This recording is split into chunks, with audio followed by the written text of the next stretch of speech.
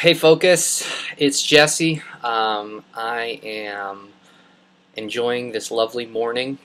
I'm only looking at it through the window, but it looks nice. I'm sure that that's what you guys are looking at it too from your various vocational capacities.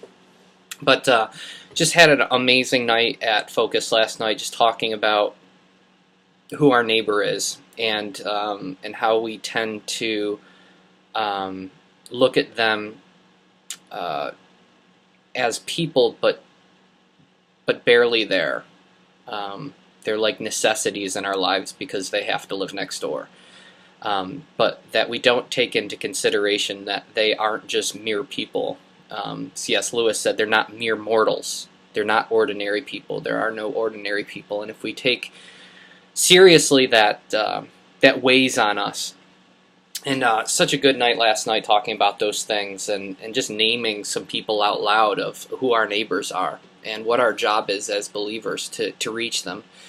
And I was just reading this morning.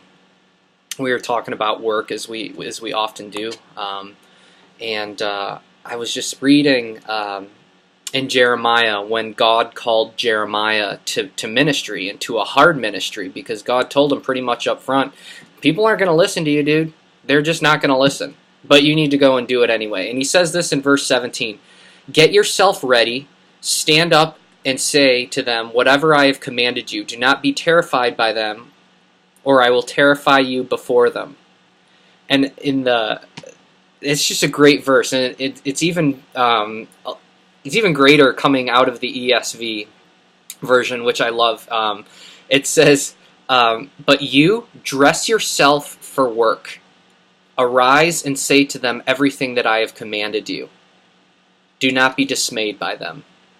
And guys, that's what we do. I mean, you guys, literally, you get dressed for work every morning. You clothe yourselves as necessary based on the weather and based on your vocation, and some of it's scrubs and some of it's a suit and everything in between.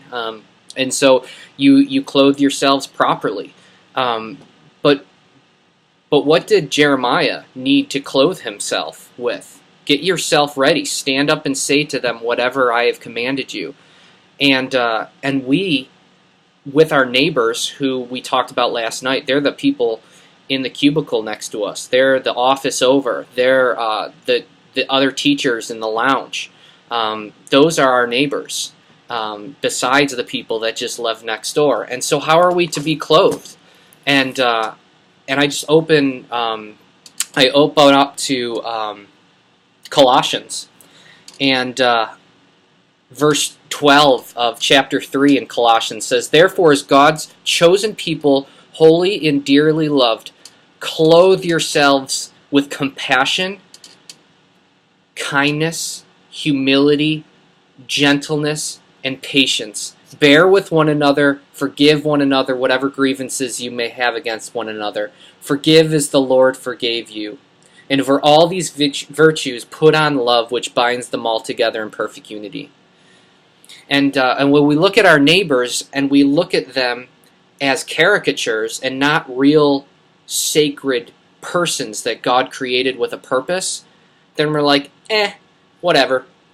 But when we look at them as sacred beings, not just autonomous bipeds that walk around, then we can put on love, and we start to exhibit the image of God, because we start to clothe ourselves in a way that is honorable, and then the outflow of that is charity, and not just doing things philanthropically like the video talked about last night, but doing things because of what Jesus has done for us. And so I just encourage you guys, as you get ready for work this week, you're not just clothing yourselves with clothes. Just like Jeremiah wasn't, he clothed himself in whatever cloak he had or whatever. But God was saying, get to work and get ready, get yourself prepared, and so I just urge me and you guys, get prepared. And whether it's time with the Lord or whatever that looks like, get yourself ready to work, because your job, the thing you get paid for, it's a little bit of your life. It's a big part of your life. But the things that have eternal consequences, those are where our true clothing come in, and where we need to be clothing ourselves in compassion and kindness and humility and gentleness and patience, and over all of those things is love, and we need to take people where they're at. Alicia said that last night, and we need to be vulnerable, which Jen talked about, and when we are doing those things, people become receptive to the light of Jesus Christ. So, how are we clothing ourselves? How are we doing that? Love you guys. Bye.